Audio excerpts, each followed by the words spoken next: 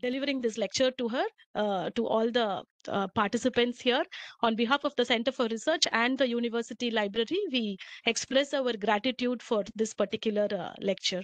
Thank you, sir. Uh, We will now move on to the next session. So for the next session, we have Mr. Vishav Sharma, who is the Regional Solutions Consultant of Clarivate Web of Science.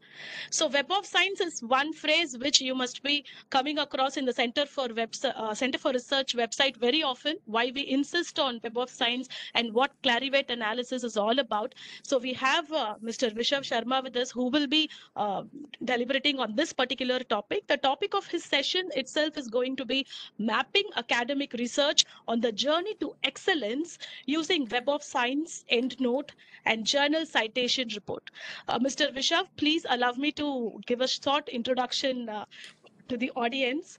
As I told you, he is the Regional Solutions Consultant at Clarivate with his strong expertise on the research solutions such as Web of Science, EndNote, and JCR. Vishav has been instrumental in supporting the researchers and management at top research and academic institutions across the South APAC region. This region includes top universities, research labs, and organizations across South Asia, Southeast Asia, and New Zealand, Australia. He has been a regular speaker at various forums on best practices in scientific research discovery, analytics evaluation, and benchmarking. Sir also conducts the online Web of Science certification series every year. He has also experience in the medical device industry and had the honor of working for organizations like Boston Scientific and Johnson& and Johnson. So he did his chemical engineering from SLIET Longowal and completed his MBA from IIM Calcutta and has started his career with CICO Technologies and later at Voltas Limited also. So he's also a keen sportsman and likes to play a lot of games, a state level swimmer, and also runs marathons now. I understand that the research journey is also similar to a marathon. And like preparing for a marathon, we are trying to prepare all our scholars and faculty to begin and continue their research journey. We are very grateful, sir, for your presence here. And the stage is now all yours. Thank you so much. Am I audible to everyone? Yes, sir, you are audible. Okay, wonderful. Thank you so much, and thank you for the lovely introduction. I really don't know how much worthy I am for such a wonderful introduction, but yeah, thank you so much. And I'm really grateful to Anna University for inviting me over to deliver a session on a very relevant topic. And I had the pleasure of meeting a lot of important people in the organization. So I'm really thankful. And coming to Chennai, of course, is always a pleasure. And I look forward to coming to Chennai again. So without wasting any further time, I'll quickly start by sharing my screen. Is my screen visible? Yes, sir, it is visible. Okay, wonderful. So what I'll do is yeah. So I'll start my today's session, which is mapping academic research on the journey to excellence. Now, this may seem a very lengthy and a very fancy title for the session, but let me assure you that, once you sit through the entire session, I'm sure you're going to learn a lot of things. What I will do is, the agenda is like this, that first I'll quickly go through a short presentation. In the interest of time, I will be skipping a few slides. And then I will move on to the live demo, and I will take a couple of examples. I will show you how this all works. Okay, so first of all of you should know that Anna University is having access to Web of Science. Yeah. Let me just quickly save on the bandwidth, and I'll switch off my camera for a while, and then maybe later on I can switch it back on. Still figuring out how to switch off the camera.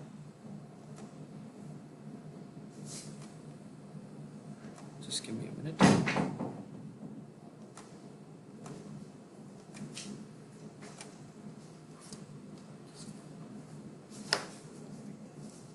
Okay, just a minute. I'm just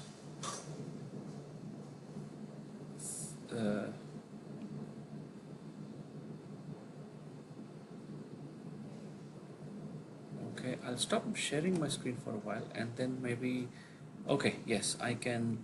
All right, it's done. Yeah.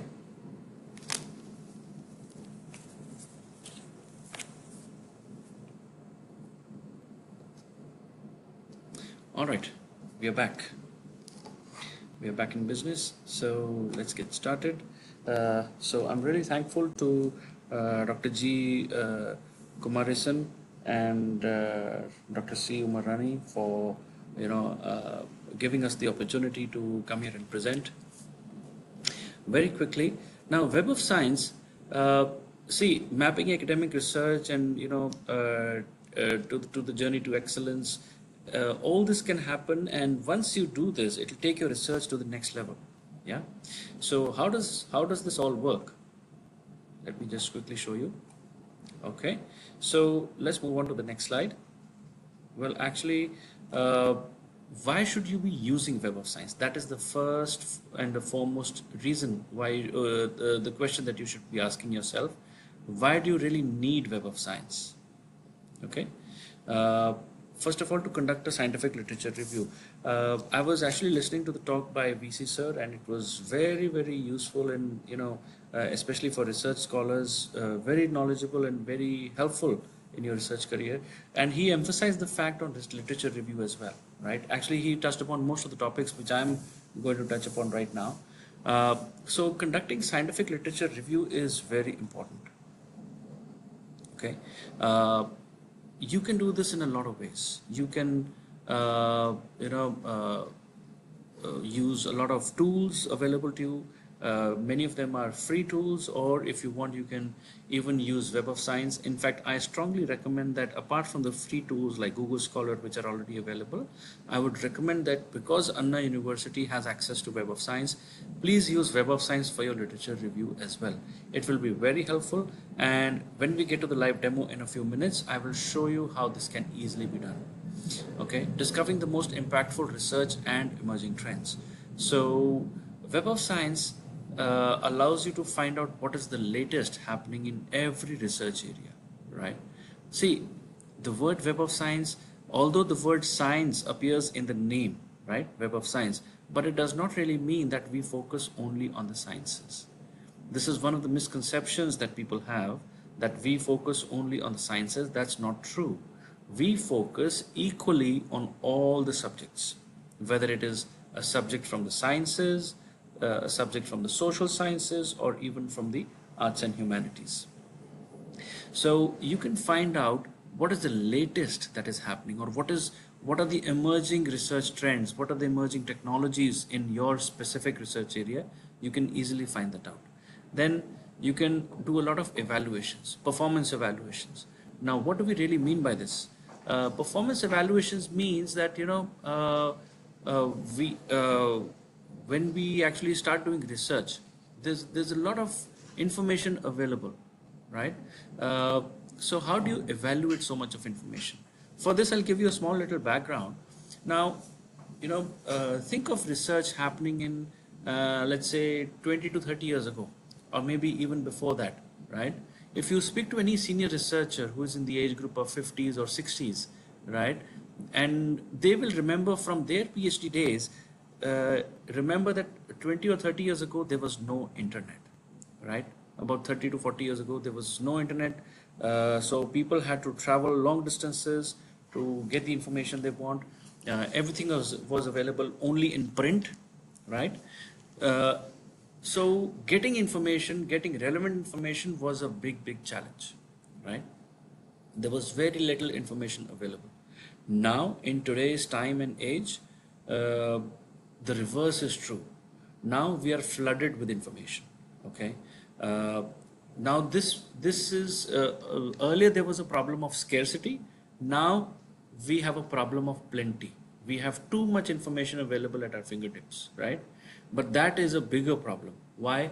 Because just because of the sheer number of platforms which give you the information, we don't know what is trustworthy, right? What should be trusted, what should not be trusted, and especially when you're doing research, you cannot rely on any resource or any information which comes from a source that cannot be trusted, right? So Web of Science helps you with that, because all the information that you see on Web of Science comes from relevant resources, Okay, it comes from peer-reviewed journals uh, and journals which are not predatory. We'll talk about predatory journals a little later. Then you can uncover potential collaborators. Now, what we mean by this is that, uh, when you are a researcher, you may think of collaborations. Now, collaborations happens at two levels. One, it can happen at an institution level. So you can think of collaborating at an institutional level, like for example, if Anna University is strong in a certain research area, you can think of collaborating with another university or another institution which is also strong in the same area, right? So that is called institute to institute collaboration. You can collaborate with another institution within the country or even outside the country. That's your choice. Yeah. The other collaboration that happens is at an individual level. Now, when we say that, it simply means that if you're an author and if you're looking for a good co-author, Web of Science is a good place to start looking for good co-authors, right? We give you individual contact information of these authors if you really want that. Then you can identify quality journals. Web of Science is good at identifying quality journals. uh, we are not a publisher. This is something that all of you should know. We are not a publishing house, so we do not publish any journal of our own, not even a single journal of our own. Okay. So what we do is we index, or basically we have information from quality journals. So putting information from a journal onto the Web of Science platform, that process is called indexing. Okay.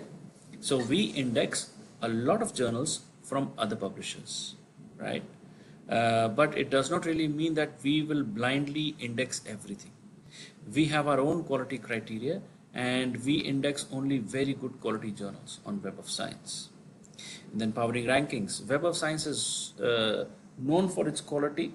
So most of the ranking agencies around the world are using Web of Science. Even in India, we have NIRF. I'm sure you would have heard of NIRF. Anna University has got a very good NIRF rank this year. So NIRF uses Web of Science data. Okay. Now coming back.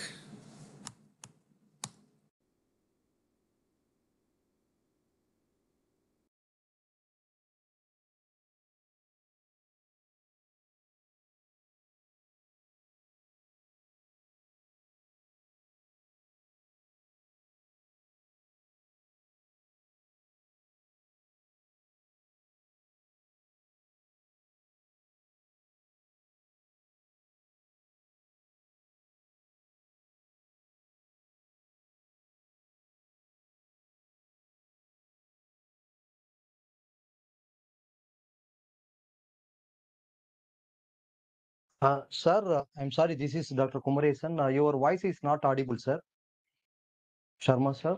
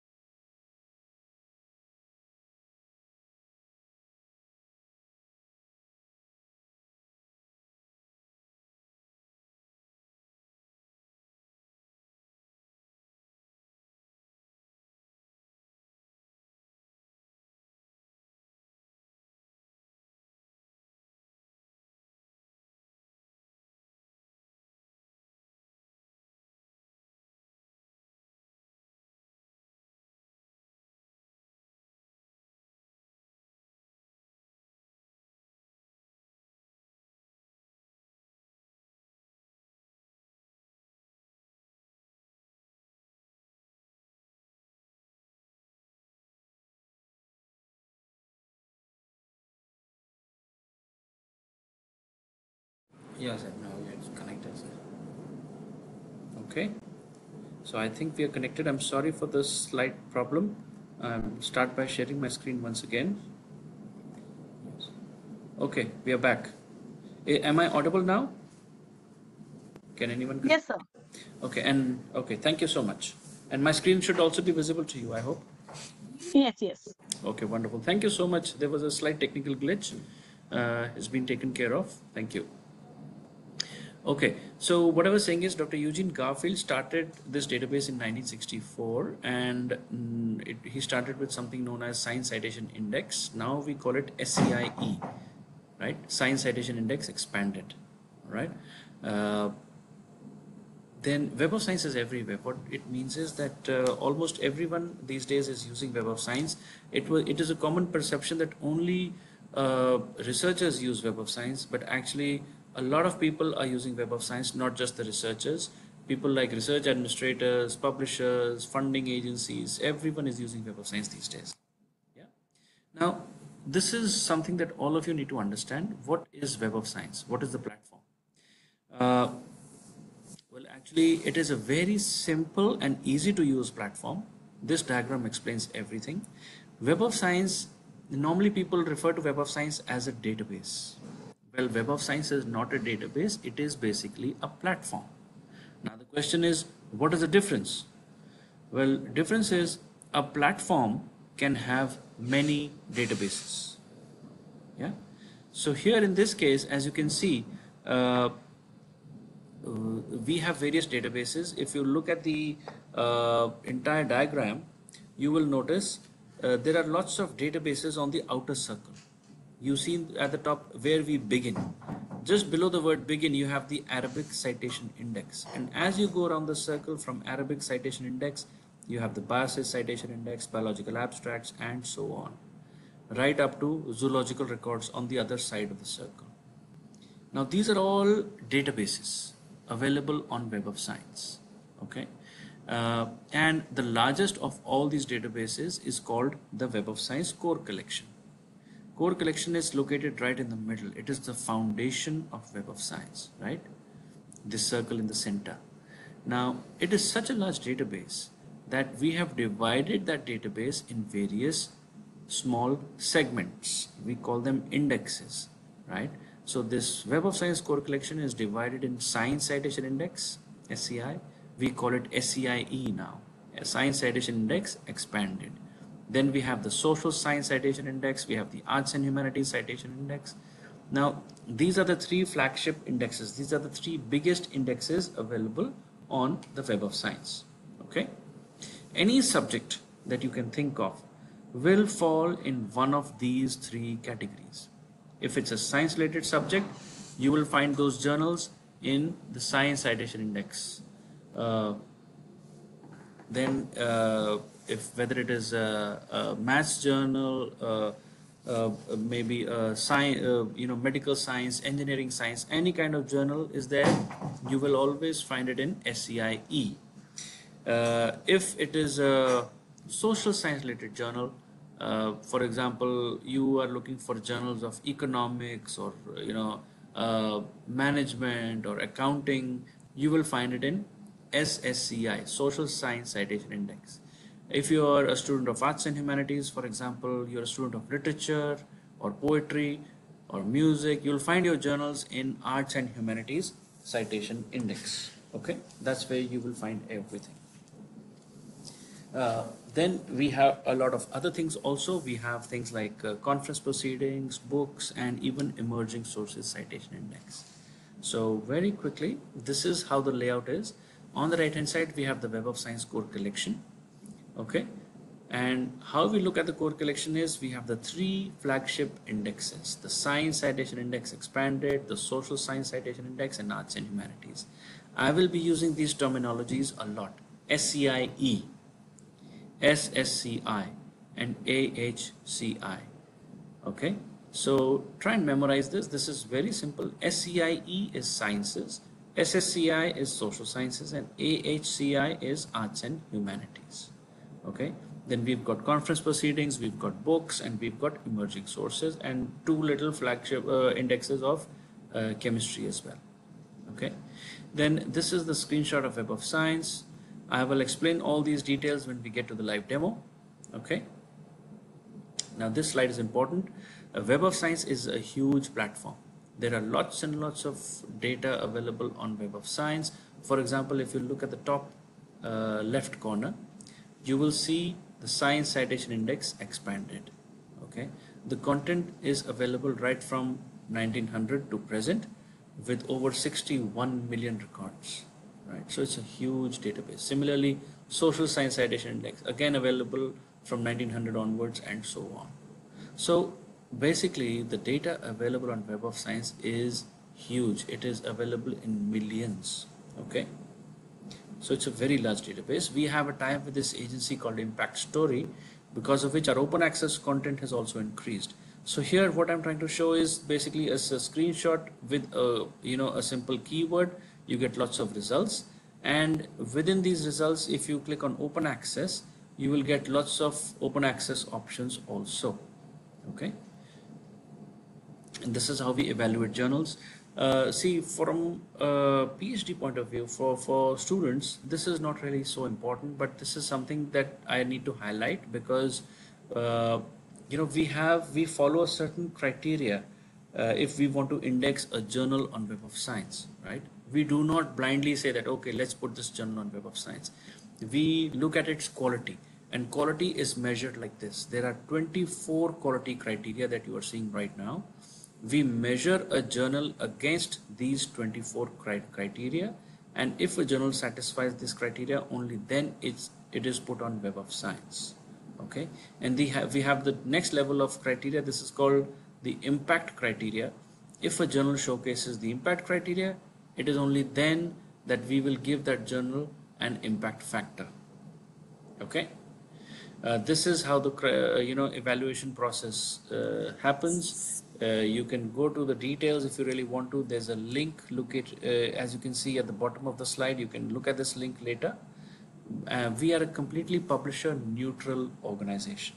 Okay, and we have our own editorial team. These are basically a group of experts who evaluate the journals based on the criteria that you have just seen, and they are the ones who decide which journal gets indexed, which journal should not get indexed. Okay, so this is my last slide. Knowledge is cumulative. This is one of my favorite quotes. Knowledge is cumulative, and every groundbreaking discovery is determined to a large extent by the discoveries that came before it. In simple words, this means older research is very important. Everything that is being discovered now, every research that is happening now is always based on the foundation of yesterday. Okay, so with this, I'll quickly move on to the live demo, right? Here we are. This is the Web of Science platform. Now, let me explain the very basic thing first. How do we reach this Web of Science platform? Okay. Now, all you need to do is, see, Web of Science, the access is enabled on the IP of your institution. Okay. So, if you have to be on the IP of Anna University, once you're on the IP, only then you will be able to get on to this particular website. So once you're on the network, if you do not know about the IPs of Anna University, if you don't know how to access the network, please contact your library and they will assist you with this. But once you're on the IP range of Anna University, once you're on the network of Anna University, open up a browser and just type www.webofscience.com. That's all you need to do, webofscience.com. Once you do that, you will automatically land on this page, right? And once you're on this page, this is how it looks. You have these two options, register and sign in.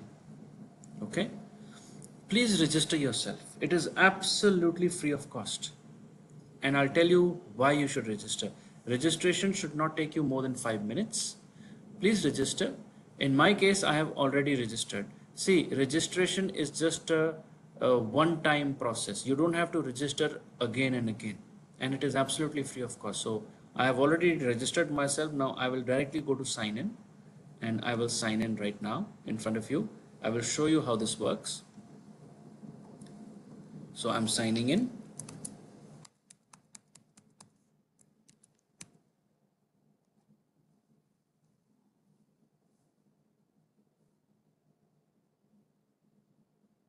Okay. When you register and then you sign in, you will notice that your name will start appearing on top, just the way my name is appearing right now. Your name will also start appearing like this. This means you have now signed in on Web of Science. See, the advantage of signing in is that, although signing in is not mandatory, right? You can even use Web of Science without signing in. That is not a problem. The only reason why we say that you should sign in is because, your searches get saved. And apart from that, if you are working from home or if you are traveling somewhere, we have learned this because of the last 2 years of the pandemic. We have realized that even researchers required to use Web of Science from home. So this gives you 6 months of free roaming access. So once you are registered and signed in, you get 6 months of free roaming privileges on Web of Science. Okay. And once those 6 months are about to expire, just come back to Anna University from the network of Anna University, just sign into Web of Science one more time, and your roaming access will be extended by another 6 months. Okay. And you can keep doing this over and over again. You can keep extending by 6 months again and again and again. We in one at one go, we will not allow more than 6 months. So you have to come back, you have to sign in, and then again 6 months will be given. The reason why we do this is because students often pass out from an institution. From Anna, there will be many students who would be graduating, who would be leaving Anna University. We do not want people who are leaving to retain the access of Web of Science. There are many faculty members who move on to other institutions. So again, in that case, we do not want them to retain the access of Web of Science if they are not a part of Anna University. That is why in one, we give it in bundles of 6 months each. Okay, let's get on with the searching part. So this is Web of Science. You can start by searching right here. But before that, let me show you very quickly. Once you're signed in, it identifies you and it welcomes you back. This is my researcher ID. Okay. And then my recent searches. So this is all available on the platform. You can see this. All the researches that I've done on Web of Science. If you set up any alerts, those alerts will be available here. Okay. And as you scroll down, you will notice your researcher metrics. Here in my case, it is all zeros. It's just because I'm not a researcher. Technically, I have not published anything so far. So in my case, this is all zero. But in your case, because you may be a researcher, so you will see various numbers here according to what you have published. Okay, this is your dashboard. And then recommended for you. This is based on your own searching history. So based on your own searching history, you will be able to see some recommendations here given by Web of Science. And as you can see, here Anna University's name is appearing, which means I am using Anna University's network. So the name of the institution is also appearing here. Yeah, okay. So let's get on with the search. Here, let me enter any topic. Okay, I will use engine. Okay, you can use any keyword of your choice. See, the example which I am considering here is not important. What is important is that you should note how I'm navigating on the platform, what I'm doing with my keyword. Okay, so you can choose any keyword of your choice from your own research, enter it here and hit search. You will get some results. Okay, 1,44,000. Now, wait a minute, 1,44,000. First look at this number of results and ask yourself, can you read so many papers? The answer is usually either yes or no. So obviously you cannot read so many papers. So you'll just go back. Here you have seen we are searching from Web of Science core collection. Let me also show you what other options are there. Click on this little arrow. Now Web of Science is full of drop downs. What is a drop down? Well, these little arrows, we call them drop downs. So click on this arrow, look at this drop down. You have these various databases. These are available at Anna University. Web of Science core collection is there. You have the Korean journal database and CLO. Okay. So now I'm choosing Web of Science core collection, and now I'm doing a search. Now we all know from my presentation, you would have seen that Web of Science core collection is also divided in various small little parts. We call them indexes. They are located right here under editions. We have the Science Citation Index, Social Science Citation Index, Arts and Humanities, and Emerging Sources Citation Index. Okay, look at this. The content is available to you from 1989 to present. Okay, although the content on Web of Science is actually available from 1900 to present, but in your case, Anna University has purchased the content only from 1989 onwards. Okay, so actually you're getting so this is how your access is scheduled. So according to your subject area, so if you are a science student, what you should do is unselect everything. And now if you're a science student, please select SCIE. And now you can start your search. Now if you hit your search, see what happens. We get 1,27,000 results. Earlier this was 1,89,000 something, right? Now the number of results has reduced. Why?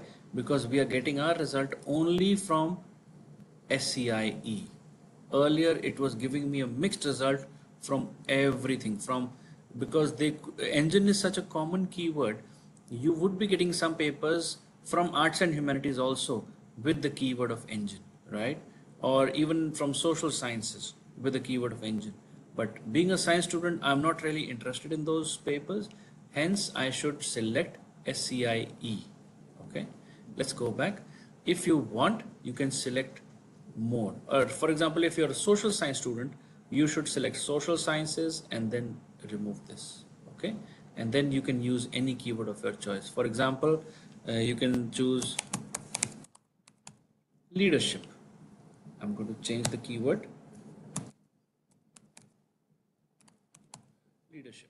So leadership is a topic from social sciences. I can use this, and this is my result on leadership from social science. Okay, so accordingly you have to select the relevant index from here, select whatever you want and choose your own keyword. Okay, all right, so I'm going back to engine. This is my keyword of choice. Let me start searching. This is actually 1,44,000. Sorry. Yeah. So now, because I cannot read so many papers, I have to reduce this number. How do I do that? Well, actually go here, click, and you have this another row which has been added, uses operators and, or, and not, anything, and then author. So Web of Science now wants me to enter an author's name. I do not want to enter any author's name, for example. Yeah. So what can I do? I can actually go to this drop down and select any other option. For example, I can select topic or title or anything. If you don't know what is topic, well, there's a summary on the right hand side. Go through this. We even have examples for you. If you want to know what is a title, here is the definition of title and the example. Okay, so I'll go with topic and I will type diesel and search. So I have now reduced my results to 30,000, but the problem is still the same. No one has the time to go through 30,000 results. It is still a very large number. So I can go here again, click, and one more row has been added. Well, adding rows is not a problem. You can add more rows right now. Just click on add row and you can add as many rows as you want. There is no limit. Okay, or if you think you have added too many rows, you can remove the rows like this. Yeah. Okay, so now I do not want to enter any more topics. Let me go with another option. Okay, I'll go with year published. Year published, this is the definition. Just look at the example. You have to mention the complete year like this, 2018. You should not write 18, 1-8. That is the wrong method. Okay, please write the full year. or if you want, you can mention a time range like this. So let me select publication year published, and now I can write 2020, yeah, and hit search. I have come down to 2,900 papers. Okay, so this is how you can refine your result. Well, if I want to go back to my original search, I can just go back from here again and again, or I can simply click on this menu, this little window here, and you can go to your history, search history. Click on search history. This is important. I want to show you something here. Search history. Now remember something. Remember this. Web of Science records everything. Okay. Whatever searches that you're doing, Web of Science is recording everything. You don't need to save your searches. It is happening by default. Okay. Now, where is it saved? It is saved in your search history. Take a look. Current session. Okay. Current session. Look at this. Today I started my first search. Even the time is recorded, 11:27 a.m. I started my search on engine. I got 1,44,000 results, and then I selected SCIE, and then I got 1,27,000. Then leadership, I got this result, and then again back to engine, and then used engine and diesel as a topic. I got 30,000, and then I used year published as 2020, and I got 2,900. In this place, I can jump to any search. For example, if I want to start my searching point here, if I click here, I will go back to my starting point. The other thing I want to show you is, see, today is the 20th of December 2022. Look at this. I have done a search on Thursday, December 15. These are the searches I did on that day, and the number of results are right here. If I want to go back to any of my previously conducted searches, I can directly click here, and I will be able to see these 94 records from this search, right? So remember what I told you, Web of Science records everything. These are my recorded searches. Okay, and then look at this, December 15, 12, 11, and so on, November searches. This is my search history, right? September, August, July, May. This is last year. Okay, so all your searches are recorded. So if I want to go to the search, for example, which I conducted on 17th of September last year, I can easily do that. I can click on this, and I will be able to see my searches which I did last year on the 17th of September. So you do not need to waste any time. Just go to your search history. All your searches will be visible. At any stage, if you feel you want to remove anything, just select that search and click on delete. You can delete all the searches from your search history if you want to do it. Okay, that's your choice. Let me go back to my starting point, 1,44,000. Here we are. Okay, now see, every paper has its own set of citations and references. Do you see that? This paper, these many citations, these many references. Second paper, these many citations, these many references. I hope you know what are citations and references. Yeah. The other way of searching could be, you could search from this left hand side. Select any option and click on refine. For example, I want to look at papers published in 2022. As soon as you click, refine gets activated. So you can click on refine. See, we are not even in 2023, but still it is showing 309 searches in 2023. Well, this is because we are giving you early access to a lot of papers. They are visible here. Okay. So you can select multiple options. If you want to look for papers before 2019, click on see all. Okay. And by the way, you can even do this. Suppose I want to look at searches only till this year. I do not want to see any searches from next year. So I can click on this. I can click on exclude also. Exclude option is for you to decide whether you want to use this or you want to use this, right? Either you can refine or you can exclude. That is your choice. Okay, and you can choose multiple options. For example, I can choose 2 options from here. Document types, you don't know what is this? Well, these are basically whether it is an article or a paper, this is the same thing, or whether you're looking for conference proceedings, it is right here, proceeding paper. So what it does is, this huge result of 1,44,000, the breakup is given in this refining table. Remember, so if somebody says, hey, from these 1,44,000 results, can you tell me how many papers were published in 2020, how many in 2019, how many in 2018? My quick answer is, from 1,44,000 results, well, more than 12,000 papers were published in 2022, these many in 21, this is 20, this is 19, and so on.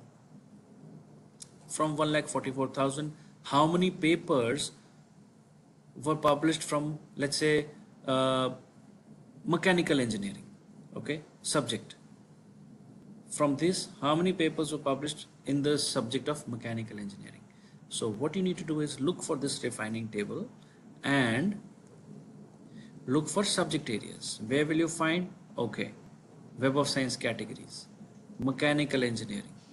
Well, more than 23,000 papers appeared in journals from the subject of mechanical engineering, right? So here is a breakup of that 1,44,000 result, 27,000, 23,000, and so on. Okay, this is affiliation wise breakup. And then publication title, so these are journals. Then publishers, funding agencies, open access. So how many papers are open access from those 1,44,000 results?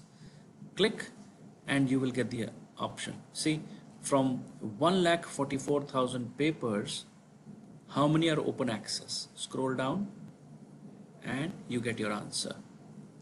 From 1,44,000, a total of 44,000 papers are open access, and we give you a further breakup.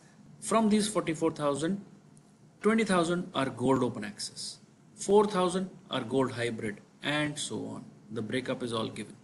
By the way, there is overlapping here, so a paper can be in more than one categories here, which is why if you total all of this, it will always be more than 44,000.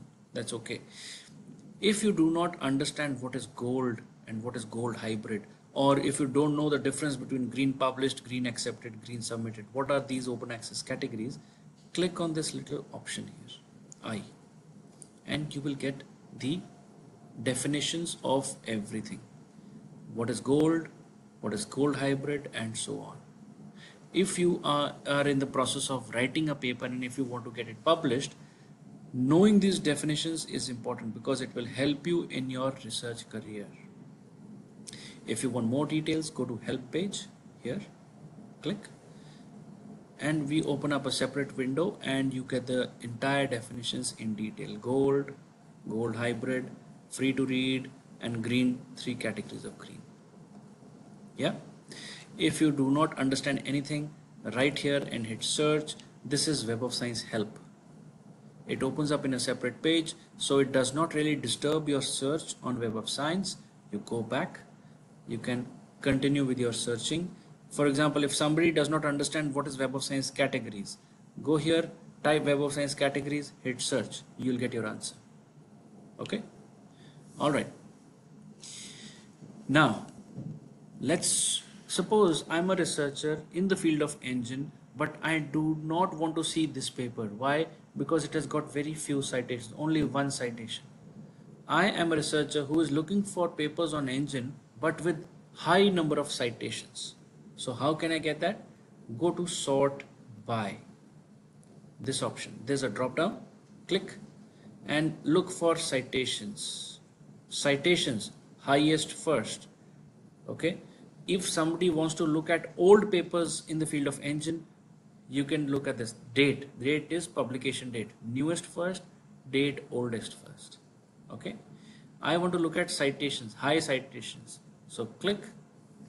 So these 1,44,000 papers are now rearranged in such a way that the most highly cited paper comes on top. 6,500 citations for this single paper only, and then 6,000 citations for the next one, 5,900 for the next. So it is now arranged in descending order of citations. Do you see that? And I can click on any paper to get the details. Now, let me show you one important way, one of the best ways of using Web of Science. It is actually a very simple and user-friendly platform. What you need to do is, let me just go back to the starting point. Okay, if you want to go back to your original screen, click on this Web of Science right at the top. You come back to your home page. Now, let me show you how to use Web of Science as a researcher.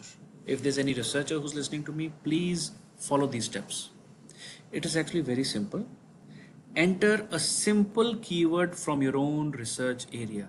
Do not enter very complicated 2 or 3 keywords.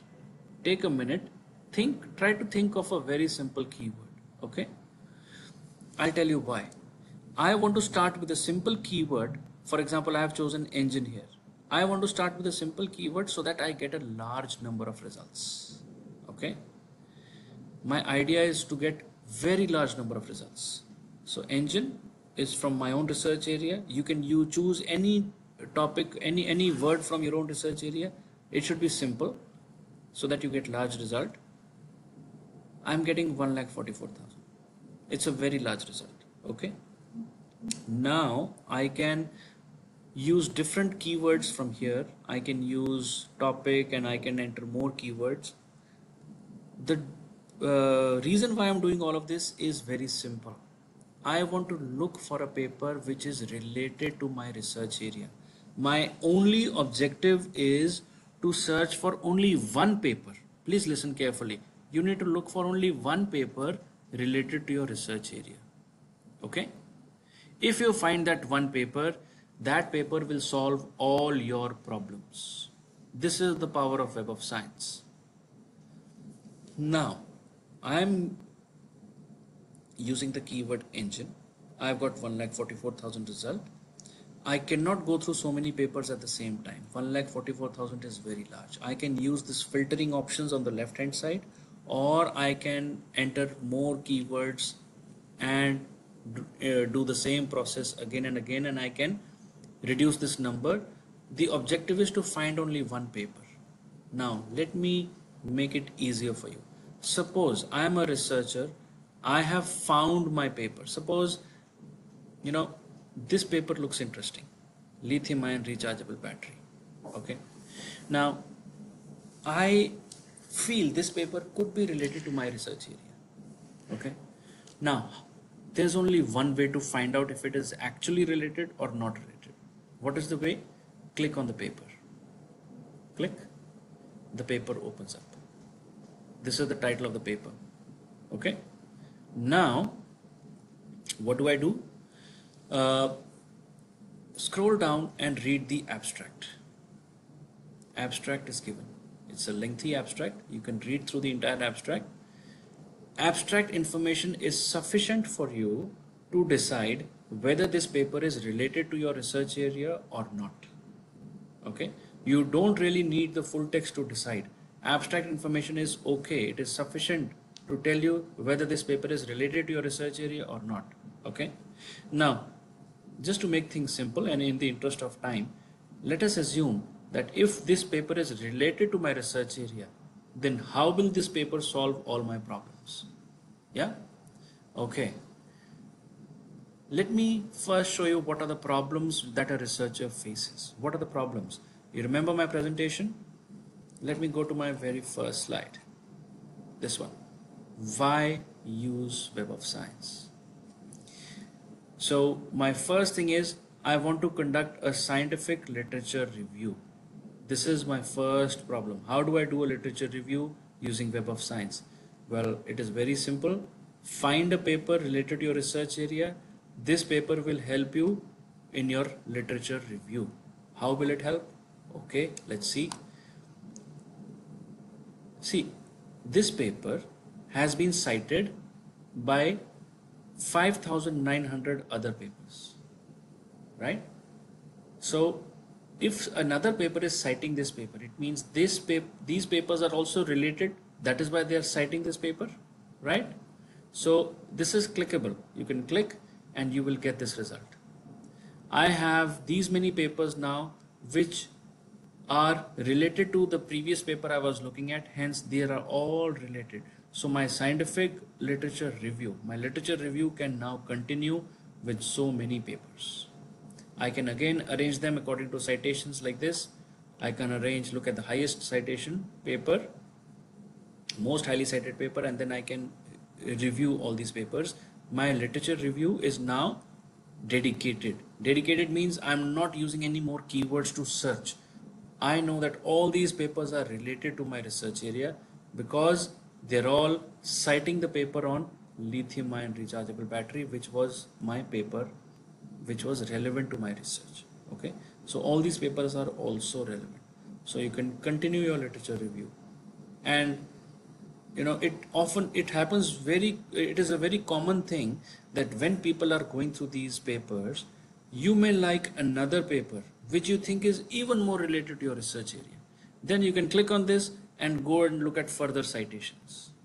So this paper has been cited by 2000 other papers. It has used, authors have used 131 references. So you can start with this paper, go to these other papers, look at these references, and your literature review can go on and on and on. So much of information is available on Web of Science. You can go back to your original paper. This is my original paper. Yeah, I can continue my literature review. I hope you know what is the difference between a citation and a reference. So we have these many citations. These two authors have used some references while writing this paper. They have used 50 references. So I can look at these 50 references. They are actually located right at the bottom of this page. Scroll down, 50 cited references. They are all here. So you can view these references. Remember, every paper, these are references, but these are papers, right? And every paper has its own set of citations and references. So you can look at all these papers which were actually used as references, and if you like any paper, you can further look at the citations and references. That is your choice. So the idea here is to show you that literature review can easily be done on Web of Science, and you have a dedicated list of results from which you can see, and you get enough information for your literature review. Okay. Now let's look at the second problem. Most impactful and trending papers. How do I get that? Well, on Web of Science, look at this highly cited paper. This happens to be a highly cited paper, so this is an impactful paper. Yeah, you look at the citations, click on this, you will see highly cited papers. How many highly cited papers from this list? There are 304 highly cited papers. There are 8 hot papers. You can refine and you can look at all these papers.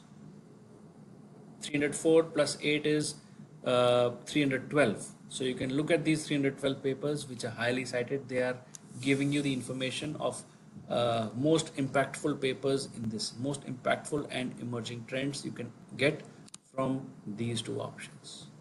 Okay.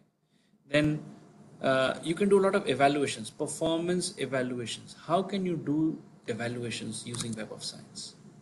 All right, let me show you. Let's go back. Now, when you want to evaluate anything, remember it is a very simple process. You have to use analyze results. Analyze is available as soon as you enter a keyword, you'll get some results. When you get those results, analyze is located right here. Okay. But when you want to analyze, just make sure that this number is as large as possible. Okay. Suppose I give you 2 papers, suppose, and if I ask you who is the best author, analyze and tell me who is the best author. That analysis is not very good. Why? Because you are analyzing from only 2 papers, right? But if I give you 100 papers and if I ask you who is the best author from these 100 papers, that analysis will have some value, right? So remember, when you want to analyze, the result should be as large as possible. Okay, this result is very large, so I think I'll get a good analysis. By the way, I forgot to mention here, when you look at a particular paper, okay, suppose I'm looking at this paper, lithium ion rechargeable battery. in the process of doing literature review, see, if you're looking at this paper, remember what I told you earlier, Web of Science is recording everything. Now, because Web of Science has seen that you are interested in a paper related to lithium ion rechargeable battery, it will start recommending things to you. How? It will say, you may also like. And these are a few recommendations which Web of Science is giving you just because you are looking at this particular paper. So every paper that you click on Web of Science related to that paper, you will always see some recommendations given by Web of Science. It is always a good idea to look at these recommendations. If you don't like, you can always come back and you can proceed in your own way. But it is always good, click on see all, you will see all the recommendations given by Web of Science. Even while selecting keywords, see, when I'm using engine as a keyword, Web of Science says that it understands that I'm using engine as a keyword and it is again recommending me, you may also like. And Web of Science is recommending, it is suggesting 35 results to me, suggested results, and they are located right here, 35. I can go through these papers. If I don't like these papers, that's okay. I can always go back to my publications, my original result, and I'm back. Okay. All right. So now coming back to analysis, when you're doing analysis, make sure that your result is as large as possible. After that, click on analyze like this. Now using analysis is very simple. How does it work? Well, remember the keyword was engine in our case. You can use any keyword of your choice. Okay. Now frame a question related to engine and this drop down will give you the answer. I'll show you how. Frame a question. For example, I want to know which are the top organizations in the world doing research on the topic of engine. That's a good question, right? Frame a question using our topic. So top 10 organizations in the world doing research on engine. That is a question. Go to the drop down, look for organizations. Organizations, guess what? You will not find it here. Instead, you will find affiliations. Affiliation organization is the same thing. Go to affiliations and your answer is here. University of California has published 2, 4, 6, 7 papers on engine. And if you want, you can directly look at these 2, 4, 6, 7 papers from here. View record. This is a shortcut key. You can click and you can view these papers if you want to view them. Okay. Similarly, Chinese Academy of Sciences has published 2459 papers on engine and you can view. As you proceed, you will see these are the top 10 organizations. Okay. This colorful chart that you see is called a tree map. Tree map. Okay. If you want this visualization, you can change it to one other option, which is a bar graph. So you can choose between any of these two, a tree map or a bar graph. Click on bar graph and this is your bar graph. Result is the same. It is just that now it is in the form of a bar graph. 2, 4, 6, 7, University of California, and as you observe further, these are the top 10 organizations. Okay. You can also look at the next drop down, number of results. Number of results, top 10. There's a drop down again. You can choose from top 5, 10, 15, 20, and 25. So these are the top 5 organizations doing research on engine. And you can even go to top 25 if you want. So they are arranged like this. Do you see that? I always like to look at top 10, so I'll go back to my favorite, which is top 10. You can choose according to your own choice. My choice is always top 10, so I'll go with top 10. You can download this in the form of a JPG, absolutely free of cost, no problem. You can use it in any presentation if you want. If you are a researcher, I'm sure you would be making some presentations. You can use this result and you can download this as a chart and you can use it in your presentation. Below this, as you scroll, the same information is given in list form. We call it a list. And this number of results is also the same. As you can see, first option, University of California, you're getting 2467. If you notice, we are saying University of California system. Well, actually the word system has been added by us. Okay. Why should we add system? This is because, you know, when we look at a large set of organizations, for example, University of California has many campuses and many affiliated colleges. So if we put together all the campuses and all the affiliated colleges, we start calling it a system. Okay. So that is why you will see University of California system. I will show you one other interesting thing. As you look at, okay, look at this. Look at this result. I'll go to a tree map actually. Tree map will be better. Why? Because then you can view the name of the organization. See, Indian Institute of Technology System, IIT system. These are our very own IITs, Indian IITs. Okay. But we are calling it a system. Why? Because on Engine, if we look at all the papers published by all the IITs, together, all the IITs have published 1982 papers on Engine. Okay. So IIT Madras, Delhi, Calcutta, all the IITs that are existing in India, if we put all their papers together on the topic of Engine, it will be 1982. Okay. If I look at further, if I go further, I will see the individual IITs also.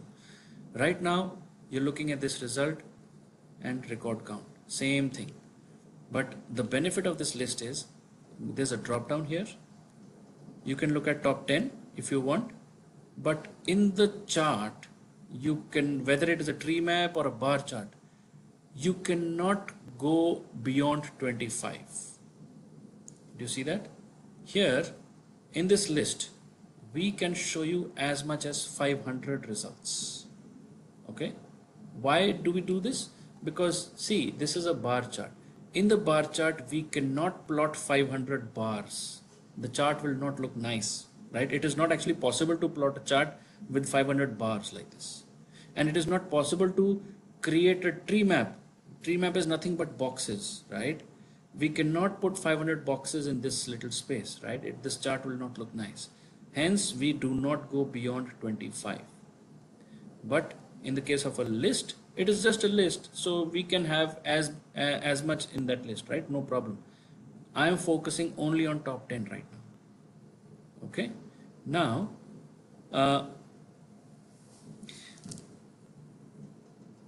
all right.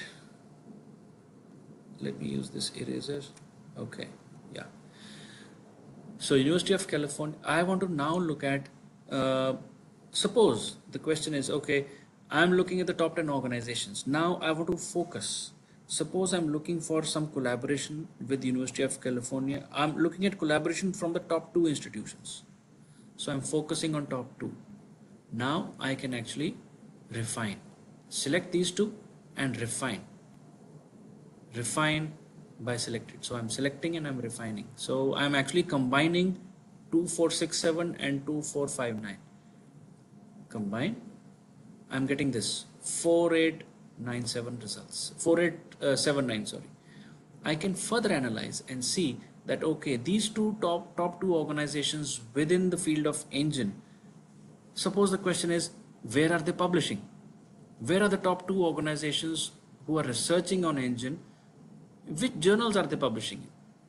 Go here and look for journals. You'll get publication titles. These publication titles, they're publishing in these journals. Let's look at the list. It is a better way of looking at the result. So these 2 top organizations are publishing in these top 10 journals. Astrophysical Journal, they have published 182 papers here. Remote Sensing, 142, this and so on. Number of results are there. These top 2 organizations, have you ever thought from where are they getting their funding? Where are they getting the money to do the research? We can find it out. Go here, look for funding agency. like this, and here it is in the list. NSFC China, National Natural Science Foundation has published more than 1500 papers. Then NSF has funded more than 451 publications. Then Chinese Academy of Science. So clearly China is funding most of the research in the field of engine, right? And look at this. From the top 10, we are looking at top 10. The top funding agency has funded 1500, and the second agency has funded only 451. So there's a huge gap between the second and the first position. So if I'm a researcher who is doing research on engine, my first choice will be NSFC. If I'm looking for funding, my first choice where I want to send my grant application will be NSFC. I hope you're with me. I hope this is all making sense. Somebody is using drawing all this. Please don't do this. I'm actually presenting. Thank you. Then as we move on, so you can do all of this. The other thing that researchers face is, you may want to create a, I'm sure you would be making presentations in your research, right? So is it possible that we get this information and can we create a slide from this? Well, Web of Science can help you in making these presentations. It's actually very easy. Just observe carefully. If I want to make a slide from this result, I can easily do it in a matter of seconds, right? See, when you want to create a presentation slide, when you want to create a chart, the first step is to somehow get this information on Excel. If I get an Excel, I will get a slide, not a problem. So first I have to somehow get this information on Excel. Is it possible? Very easy. We have enabled this feature for you, download data table. Click. You will get something which is downloaded here. Let's click on this. Oh, it is a notepad. Now please listen carefully. Do not read what is given in the notepad. Just blindly select everything and copy and paste on a blank Excel. So I have copied everything. Now I'm pasting. Control C, Control V. Copy pasting on Excel. Okay. Let me paste it in the center. Okay. Remove the last two rows. Delete. Now let's look at the result. This result is exactly the same. Let me just close this notepad. This result is exactly the same which I saw on Web of Science. See? This result and this result are exactly the same. Now I've got it on Excel. I can easily create a presentation slide. Go to Insert. This is Excel. This is not Web of Science. Okay. So I think all of you know how to create slides on Excel. That is not a problem. You can make a chart from here. And now you can beautify the chart as much as you want. You can add data labels. You can even change the heading, and you can just say top 10 funding agencies.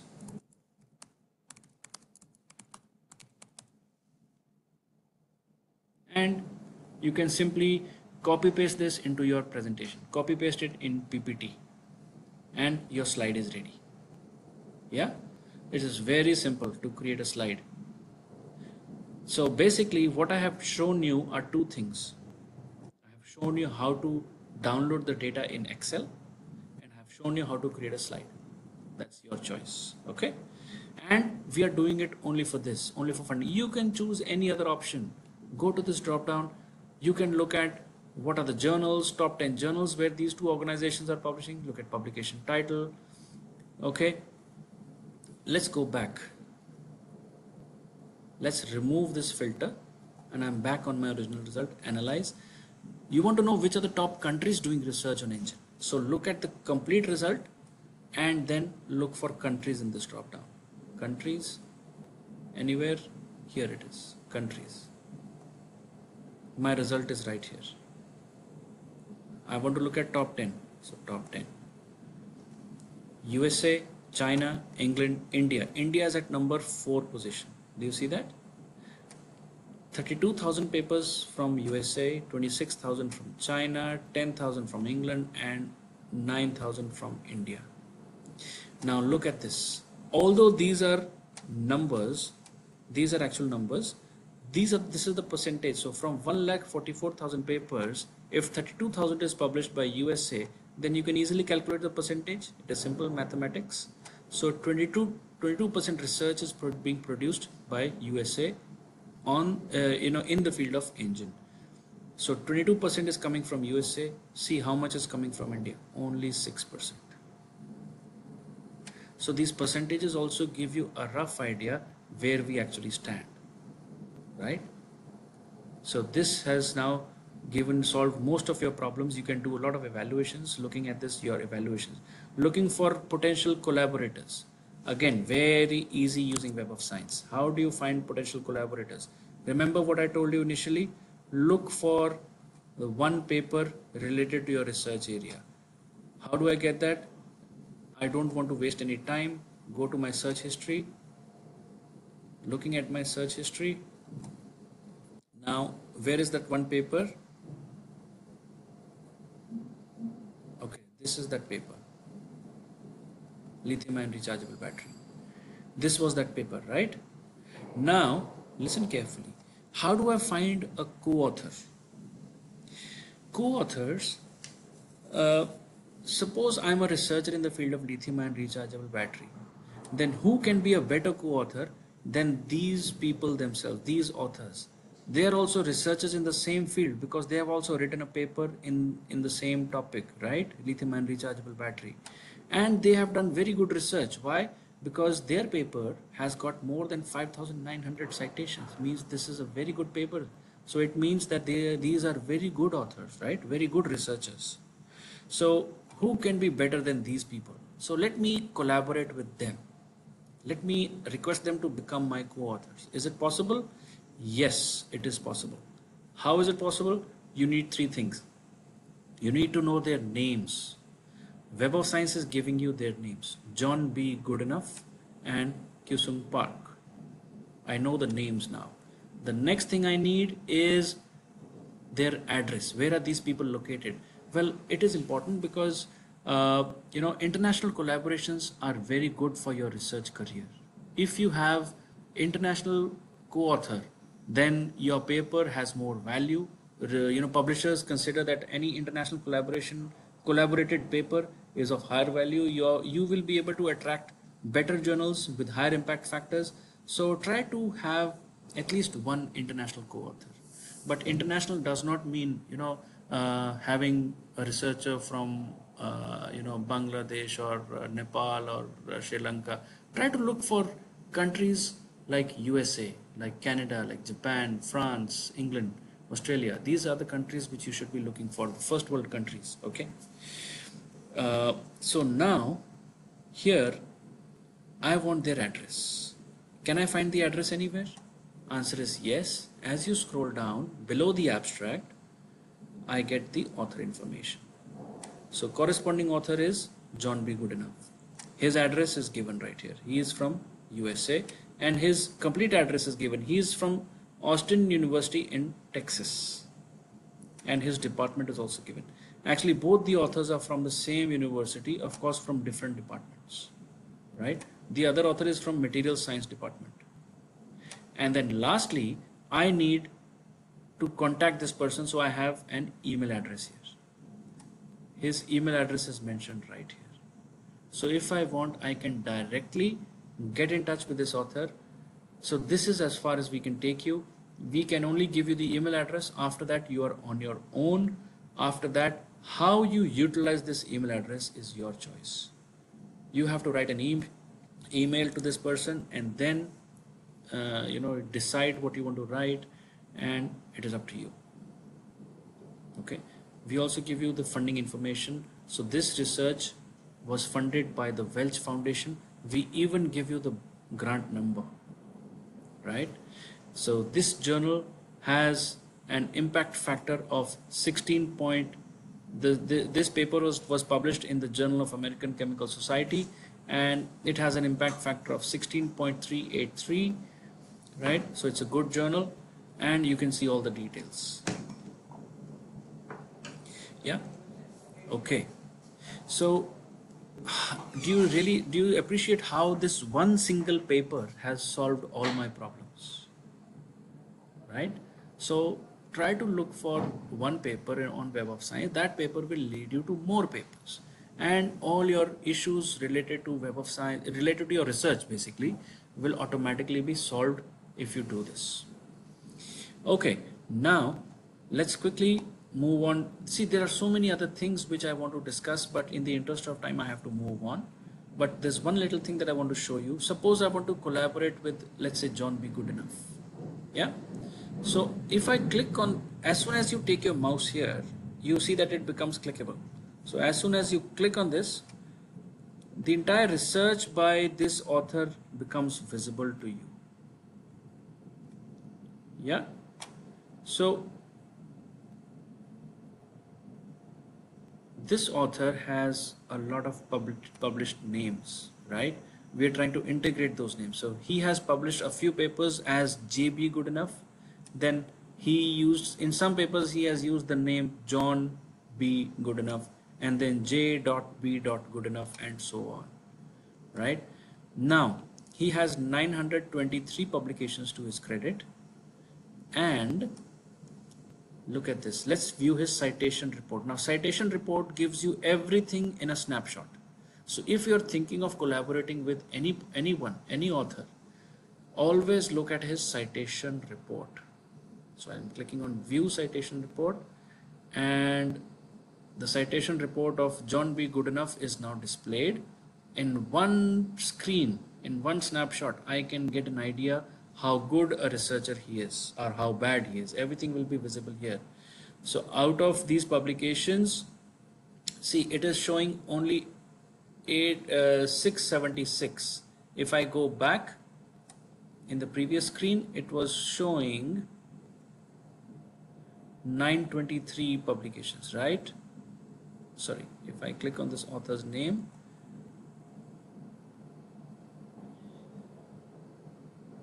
(923) publications, correct? 923 publications. But when I do a citation report, the number of publication reduces to only 676. You know why? He has published 923 papers, all right, but right now you're seeing only 676 because of this, from 1989 to 2022. Why 1989? Because this is the amount of access which Anna University has. Anna University has, on Web of Science, for you, the content is available from 1989 onwards. So now we are only showing the papers that were published between this time period only. So 676 publications. Anyways, not a problem. These 676 publications, he has received more than 86,000 citations. We even give you the number without self citations. So his average per item is very high, as you can see. What is this? This is the average citation that he's getting, which means every paper that he writes, he is getting an average of 127 citations for every paper. His H index is 133. In fact, it is actually more than 133 because we are considering publications only from 1989 onwards. But I know for a fact that he has publications from 1950s. He's a very old researcher, so he has publications from 1950s. So his H index is even higher. All right, let's look at this time cited and publication chart. Well, these are the blue bars are his publications, these light blue colored bars, and this dark blue colored line is his citation. So as you can see, if you stop on any bar, for example, if I stop here, 1998, it says publications 20, citations 453. If I go here, right, 2013, publications 42, citations 3408. So this was his achievement in the year 2013 and so on. Okay, he has not published after 2020. See, 2021 and 22 there are no publications, there is no bar here. Okay, but this chart is important because you can get a rough idea of the author's age. Now I know that he started publishing in 1950s. I think 51 or 52, that was his first publication. So when does a person, why do you need the age first of all? Why do you need to know the age of your author, the one with whom you're trying to collaborate? Well, you need to know the age because if you want that he should conduct some experiment in his lab, suppose you do not have the right equipment in your Anna University's lab, and the person with whom you are trying to co-author, he has that equipment in his lab, so he can conduct that experiment on your behalf, right? But getting to know the age is important because, you know, if a person is in the age group of, let's say, 90 or 95, you cannot expect that he will do those experiments on your behalf, right? You can only take some guidance from him. But if the person is young, let's say in 30s or 40s, yes, you can request that person to do some work for you, right? So here, if let's say he started publishing in 1950, so and when does a person start writing? When do you write your first paper? When you are doing your PhD or when you have just completed your PhD. And what is the rough age of a person when you complete your PhD? Probably in the early 30s, maybe 31, 32 or 33 max, right? So if a person is 32 years of age and let's say 1950, right now we are in 2022, you can, simple math, now you can estimate what is his current age. If he was 32 years old in the year 1950, what is his current age in 2022? Simple mathematics, just add the number of years, you'll get his current age. This is just a rough idea, guys. I do not want you to get his date of birth, just his rough age, so that you know how old the person really is. Can he do some work for you, or you can just take some guidance from him. He is more than 90 years old, Dr. John B. Goodenough, and he has got so many citations because he is a Nobel laureate. He got the Nobel Prize in Chemistry on the topic of lithium and rechargeable batteries in the year 2019, and that is why you see such a high H index, such a high average citation per item, because he's a Nobel laureate. But these citations don't come easy. He has been working on this for a very long time. If you look at this, most of his research is related to rechargeable batteries, and all these are individual papers. You can look at the year of publication, and as you scroll down, you'll get his previous publications, and this is the place where you will see for each paper how many citations he's getting. For this paper, he's got 708 citations in the year 2018, 777 in the year 2019, and so on. So for individual papers, you can track how many citations he has been receiving and so on. Okay. All right, let's come out of this. See, there are lots of things on Web of Science which are not possible to cover in this short span of time. We are running short of time already. So I'll quickly move on to EndNote. You also have access to JCR, by the way, Journal Citation Reports. So EndNote is, so if you are using Web of Science, go to the product section right here and click. You're getting a lot of things free of cost with Web of Science. You're getting Master Journalist free. You're getting the online version of EndNote absolutely free, and you're getting EndNote Click, which is absolutely free. EndNote Click is a very good tool. Please click on this like this. It was known as Copernio earlier, now it is called EndNote Click. Please add it to your Chrome for free. It is a free software. Please install it and restart your computer and it will start working. It helps you in finding full text, free full text from a lot of papers, right? From a lot of journals. So it's a very helpful tool. It also works on Google Scholar, by the way. Yeah, so quickly coming to EndNote. This is EndNote. Well, my request to the organizers, see, I'm losing track of time because I'm getting lost in, I'm discussing these products, but just tell me 5 minutes before you want me to end the session, right? I just need a kind of a reminder that please wind up in 5 minutes. Just announce that and I will wind up in whenever you want me to do that. Okay, coming back to EndNote. This EndNote Online is a free product. It comes with Web of Science. So Anna University, every researcher, every faculty, everyone in Anna can open up a free EndNote account, EndNote Online basically. Okay. But remember, when you do that, you have to register yourself on EndNote. Just the way you have registered on Web of Science, you have to register all over again on EndNote. Once you register, please use exactly the same user ID and exactly the same password which you had used for Web of Science. Same details, same login credentials, register on EndNote and login. Okay. This is the getting started guide. It helps you in finding a lot of things, storing and sharing, and creating a lot of things. Okay. In the interest of time, I will showcase just one important thing. The most commonly asked. Excuse me, sir. Yeah. I think you can go on for another 5 minutes. I'm All just right. making the Q&A in case there Okay. are some questions. The audience can also put your questions in Q&A, and I think we will quickly go through the questions also, sir. Okay, fine. Thank you so much. Thank you. Yes. Next 5 minutes. So now what I want to highlight is, yeah, uh, there are lots of other features on EndNote. In the interest of time, I'm not covering those. I will just use the match feature. This is something which is unique to EndNote. It is not there in any other platform. Okay, it is not there in Mendeley, not there in Zotero, in none of them. Only EndNote has it. How to use it? Just click on match. This answers the most commonly asked question by researchers. Well, especially PhD scholars, the most common question they have is how to find the best journal where I should publish, how to find the right journal, right? Where should I publish my research? This is the question. So this match answers exactly that. Click and you will get your answer. Find the best fit journals for your manuscript.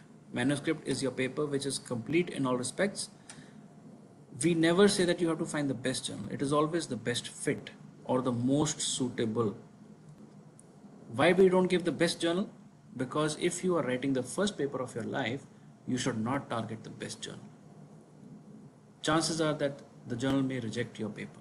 Always target the best fit or the most suitable according to your paper. And who decides that? Well, EndNote, we will decide which paper could be best, which journal could be best suited according to your paper. And the best part is all the recommendations of journals which EndNote will give you, all those journals will be present in Web of Science. So it says powered by Web of Science. So all the journal recommendations those journals will already be present on the Web of Science platform. So for that, you have to enter your manuscript details. Basically, we're asking you for your title and your abstract. We never ever ask you for your full text. Just the title and the abstract. If you have a manuscript, which means if your paper is complete in all respects, then you will definitely have a title. You will definitely have an abstract. Just copy paste your title and your abstract. I will show you one example. I have a paper here. Here is the title of that paper. I'm just copying the title. This is just an example for you. So the title is here. I'm going to copy the abstract now. Here is the abstract. It's a pretty lengthy abstract. That's okay. Just copy the entire abstract as it is. Just copy and paste. That's all. And find journals. Find. Okay. So here it says EndNote has found 10 journal matches. This will be either 10 or less than 10. We will never give you options that is more than 10. Okay. Now the first option is always expanded. Please click on this little arrow to minimize it. How do you minimize? Like this. Now we have these 10 journals in front of us, starting from atmospheric chemistry and physics, the second, third, and so on. These are the 10 journals in front of you. All the names are given. Now, how do I select from the 10? Well, it all depends on you as a researcher, what you want from your paper. I'll explain. Suppose I'm the researcher who has written this paper. I want that my paper should be more searchable. So if anybody goes to any search platform, if a researcher types a keyword, my paper should appear in the top results, right? So more searchable means match score, more searchability. This happens on the basis of keywords. So if you see, if you just take your mouse here, it says excellent, excellent, and it slowly goes down to good. So more searchability means match score, higher match score. So if I am a researcher who is looking for more searchability, my choice would be one of these three journals. All of them have excellent match score. Okay. So from 10, I can choose from any one of these three. Suppose now as a researcher, if I feel that I want to publish my paper in a high quality journal, if quality is your criteria, then look for higher impact factor, current year and 5-year impact factor. So these are impact factors: 7 point something, 5, 6, 5, 5, 8, 13. Okay. So obviously this journal has the highest impact factor. So if I'm a researcher who wants to publish in high quality journal, then basically I have to publish in high impact factor journal, which is this one. Now this list that you see, these journals are not arranged in any kind of ranking. Don't think that these are ranked journals. This is just a list. It does not mean that journal number 1 is superior to journal number 10. This is not a ranking list. This is just a simple list. Okay. So now this is the best journal as far as quality is concerned. All right. Another scenario. Suppose I'm a researcher who wants that my paper should get more citations. Then I should go with open access. Open access papers are free for everyone, so you get more readability, you get more citations. So there are 3 open access papers, as you can see: the first, the third, and the 8th. These journals are open access. So choose from any one of these, right? And then another scenario, suppose I am a PhD scholar. What do PhD scholars want? Their intention is to get their paper published quickly, right, during their PhD. And you know the problem that many journals take a very long time to get back to us. So, you know, it is better to submit your paper where you have more similar articles. So you will, in similar articles, you will see various numbers: 3, 0, 1, 2, whatever. In your case, you may see different numbers. What does it mean? Listen carefully. It means this 3, what does it mean? It means there are 3 similar papers. There are 3 papers which are similar to my paper and they are already published in this journal. There are 2 papers which are similar to my paper and they are already published in this journal. See, in publishing there is no guarantee, but there is only a probability. Now the probability that my paper will be selected is higher when I see higher number of similar articles. So if suppose you see a number 9 here, for example, then you have very high probability that your paper will be selected in that journal. It's just a probability, but it is high. So if you are a PhD scholar, you should target papers with higher number of similar articles. At the same time, it does not mean that where you see zeros, your paper will never get selected. That's not the case. Maybe someone has never tried submitting here. That is why it is 0, right? So it is just a matter of probability. So you can mix and match, and you will never get everything in one journal. Suppose I want high impact factor, high match score, open access, and similar article. I never get everything in the same journal. So you have to make compromises here and there. Decide what is more important. If I want that high citation is more important, then open access, there are 3 journals.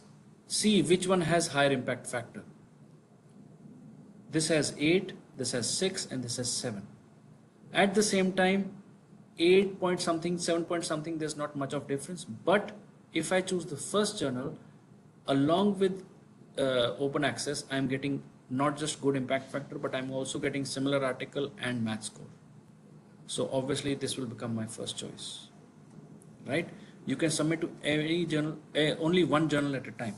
Suppose you have made up your mind, then scroll to the right. There's a direct submission option. You can submit directly to this journal. If this is your journal, you can submit directly to this journal from here. Suppose another researcher chooses this as his choice, he can submit directly here. So for 10 journals, we have 10 different submission options, right? Now, why is it important? It is important because of predatory journals. See, Google does not identify between a regular journal and a genuine journal and a predatory journal. So from Google, if you go to the journal's website, you may land up, there is 1% chance that you may land on a predatory website. But if you go from EndNote, our algorithm can make that distinction. So we will always take you to the correct website. But remember, submission does not mean acceptance. Submission only means we will take you to the journal's webpage where the submission process will start. After that, you are on your own. Our job ends when we leave you to the correct or the genuine website, right? This ensures that you stay away from predatory journals. And if your paper gets shortlisted and if it gets published in any one of these journals, then the additional benefit is that your paper, after it gets published in these journals, it starts appearing on Web of Science also. Because remember, all these all these journals are already present in Web of Science. So if your paper gets published here, then your paper becomes visible in Web of Science also. All right. So that was about match on EndNote. All right. Okay, let me take a few questions.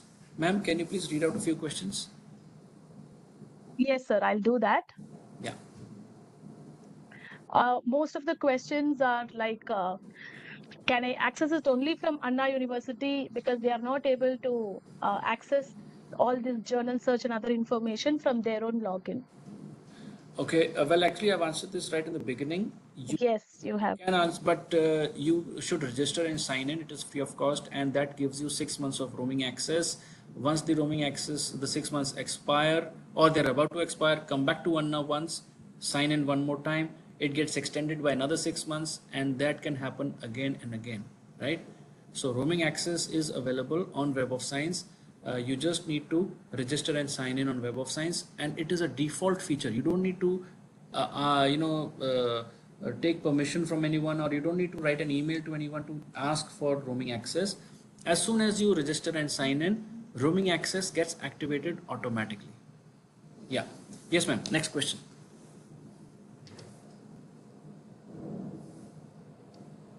Participants, in case you have some more questions, you can type it in the chat box. Because they say in the homepage, I could not open the document search, like researcher search option. That is another query. This one, research. Yes. Okay. Well, actually, it is possible. I'm using Anna's network. So here it is. It's possible. This is I'm using. I'm actually on the IP of Anna. So if I click on this, see here it is. I don't generally recommend author search, although it is possible. But then the problem, in the interest of time, I did not get time to explain about this. But the problem with this author search is that whether it is Web of Science or Google Scholar or any other platform, you will always have this problem of same names, right? For example, if you're looking for one Ajay Kumar is a very common name in India, right? In Chennai, I believe Senthil is a very common name. There's so many names which are very common. Vijay Kumar is a common name. So there could be many researchers having exactly the same name. There could be two Vijay Kumars sitting, one of them in Chennai, other one in Delhi. Both of them researchers, both of them publishing. So if you enter Vijay Kumar and hit search, you will get hundreds and thousands of papers from all the Vijay Kumars in the world, right? You will not get paper from one individual. The best way of doing this is to get an ORCID. What is ORCID? Well, actually, ORCID is, I'll show you what ORCID is. Let me go back to my paper. Look at this. This is ORCID.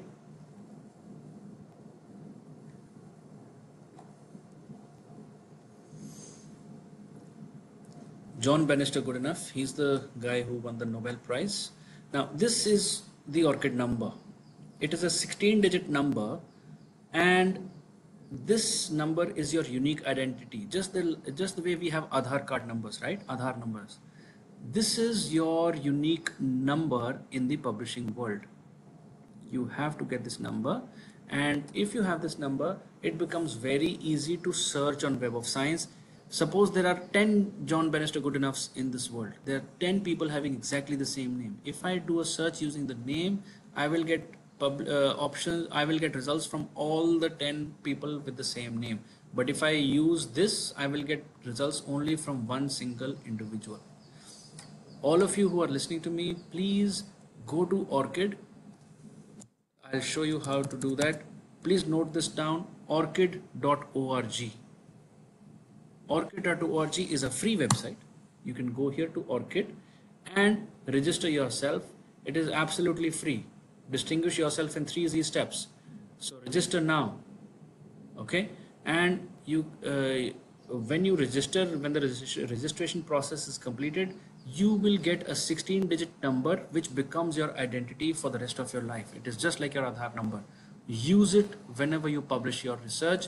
You give it along with your name, and you will never have the problem, right? Let me show you. Let me go back to this. So if I have an author's ORCID ID, what you do is ORCID, go to Web of Science.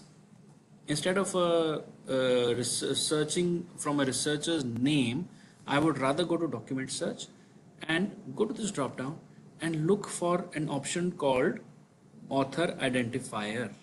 Look at this, author identifier. Look at this, it searches for researcher IDs or ORCID IDs. This is the example of a researcher ID. This is the example of an ORCID ID.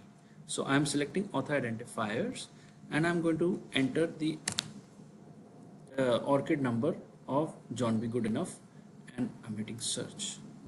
Now I'm getting results only from one individual. This is not a combined result of other people. This is just one person. Okay. So this is the best way of doing author search. Yes, ma'am. So can we have the next question? Sure, sir.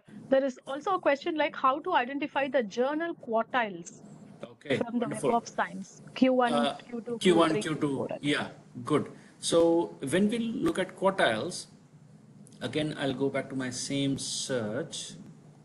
Suppose you're looking at a paper. So this is the paper which I was looking at, right? Lithium-ion rechargeable battery.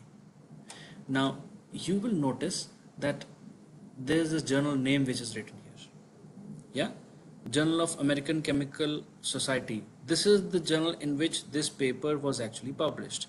Whenever you're looking at any paper, journal's name will always be shown. Click on that. And here you will find the quartile. Category quartile, it's a Q1 journal. You will see the impact factor, 16.383 in the year 2021. Right? Impact factors are always given to the third place of decimal, should always be accompanied by the year in which it was given, right? These two things should be kept in mind. But if somebody is looking for quartile, look at this, category quartile.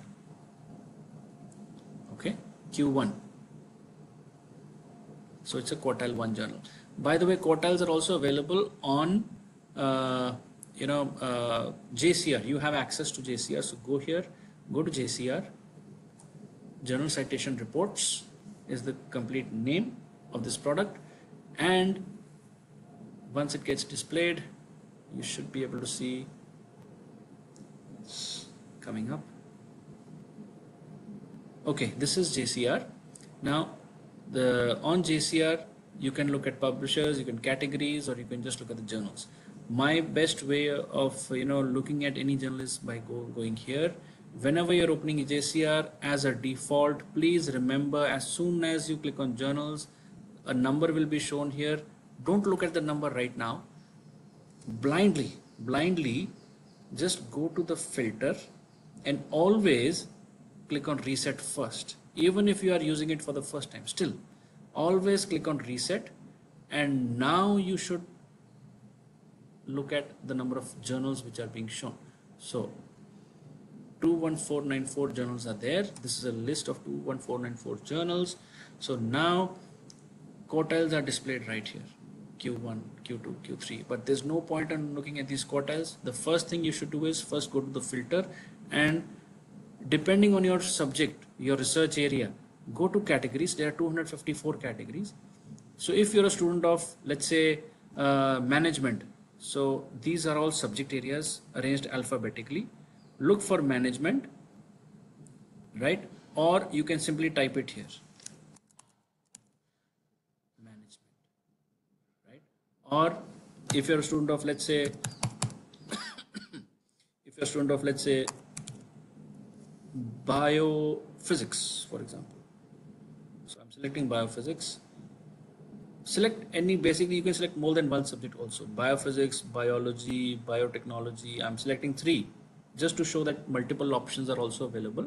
You can select any number of subjects which you think are related to your research area. Select and go to apply.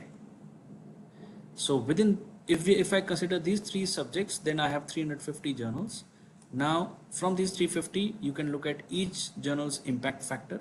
GIF is journal impact factor. So impact factor, quartiles. If you want to look at quartiles, only the top quartiles, that is answering the question. GIF quartile. There are 4 quartiles. Quartile 1, 2, 3 and 4. If you want to look at only the top quartile, select this and click on apply. If you want to look at the top 2, look at this. Well, even quartile 3 and 4 are important. You know why? Suppose there's a PhD scholar who is writing the very first paper of his life. I would recommend that he should read, when he is getting information, he should read information from quartile 1 and 2. But when it comes to publishing his own paper, when he is writing the first paper of his life, he should submit that paper to probably quartile 4 or quartile 3. He should not target quartile 1. That is why, this is one way in which this information can be used. So quartile 4 and apply. So if I am that researcher, I would rather target these journals, because there are more chances that my paper will be selected in this. When you talk of a baby, you cannot expect the baby to start running right away, right? The baby will first learn to walk and then start to run. So if you, in the publishing world, if you are a PhD scholar, you are starting your career, you should target Q4 journals, publish 4 or 5 papers, get some experience, then move on to Q3 journals, publish there, get some experience, 4 or 5 papers, maybe 10 papers, then move on to Q2 and then Q1. That should be the progression. Okay. All right. Yes, ma'am. Can I have the next question? Yes. So some of them have asked about why they are not able to see the login details or document search. And because this is the first time maybe they are logging into, they are having these issues. So I will always recommend that the scholars speak with the supervisors first, see how they do it. And, you can always find out how it is being done from your supervisors and other co-researchers and get the hang of it, because it can be a little difficult to understand the mechanism of this. Like sir has showed us how these Q1, Q2, Q3, Q4, they work, all these journal quartiles. So those are the major questions, sir. And then there was one question, why journal administrators do not reply quickly, because it's very, that is a major worry of Yeah, all research scholars. I Would you like to answer totally, that question? well, I'll totally agree with you. We have come across this question a lot of times. Remember what I told you initially, that we are not a Yes. publisher. We do not publish even a single journal of our own. We have created these databases by indexing journals from other publishers, right? So in simple words, we have no authority over these journals. They don't belong to us, right? So I cannot say why they are taking long and they should take lesser time. We don't have that option, right? Because they Yes. don't belong to us. Yes. Yeah. Uh, So there is also a question like Yeah. if it can be procured or what will be the cost. So is there a possibility for an Uh, institution or for an individual? what can be procured? Are you talking about Web of Science, JC? Yeah, that's What, what they've said. But why which would they product? want to do that? The question reads like this. There is one Yeah. participant called Felix who has typed, if I want to get the full WOS, what will be the Oh, cost, or is there WS. WS means Web of premium Science. Yeah. Web of WS is Web Science? of Science. Yeah. Well, Web of Science actually, my friend, it is interesting to know that you want to buy it for yourself, but unfortunately, it is available only, it is an institutional subscription, right? So we only give it to institutions, never to an individual, because the cost is very high. If an individual wants to buy, it will be in crores. So you can well imagine how much Anna University is paying to get access of Web of Science. My humble request to everyone is to please use Web of Science because your university has spent a lot of money to get Web of Science. In fact, uh, we also conduct regular trainings on Web of Science. We have something called as Web of Science certification series, which happens from time to time. Next year, maybe in the month of January or February, we'll be organizing these certification courses because Web of Science is a very elaborate product. Training cannot happen in 1 hour or 2 hours, so we have a series of 4 or 5 trainings, 1 hour each, spread across different days, right? Everything does not happen on one day. So the certification course is like this, that you have to attend all those sessions. Make sure you listen carefully because at the end of those sessions we will give a quiz, but the quiz is given to only those people who have 100% attendance in all the sessions that we conduct, right? And if you miss even one session, you will not get the quiz. And even in the quiz, the questions will be based on those 4 or 5 sessions that we have conducted. So you have to listen to those sessions carefully to be able to answer the questions. And the cutoff is 70%. So you have to score at least 70% in the quiz. And after that, we will send you a certificate. So the certificate is not easy to get. Let me inform you. It has to be earned. It is not easy. We don't give it out just like that. The certificate has a value. So you have to earn it. So you have to attend all the sessions in the certification course and you have to do the quiz. You have to attend all sessions, you cannot miss even a single session, and you have to score at least 70% in the quiz to be able to earn that certificate. These certification courses will be held next year, maybe in February or March. The date has not been finalized yet, but whenever it is done, I will share the details with your director, Dr. C. Umarani, and she can then circulate that to entire institution and you can join, right? Okay. Yes, ma'am. Yes, sir. Thank you, Next sir. question. So, that will be all. And I think some of them have also asked your email ID. So maybe they can reach out to us individually through email and we will get sir's Yes, permission and we will always share the definitely, mail ID of the speaker. So, definitely. thank you, sir. Indeed, it was a very informative session because as researchers, we are quite, always engrossed in the research topic that we are interested in, what we will have to look at, but we never try to understand the mechanics of all this. Right. This was a very useful session. I hope all the data, how to look at Q1, Q2, and Q3 journals, how to look at all the other aspects of impact factor and all this. So please try and researchers, I request you to follow the information that was given here and use it for yourself. Mr. Vishav, I thank you profusely for being here and discussing with our scholars all these important topics, which I'm sure that many of them will not be able to get access from otherwise, right? A very Thank you so specialist much. in this area. Thank you for your time and energy that you have spent with us, sir. I hope it is well taken and it will be extremely beneficial to all of them who have attended the session. So thank you, all of you.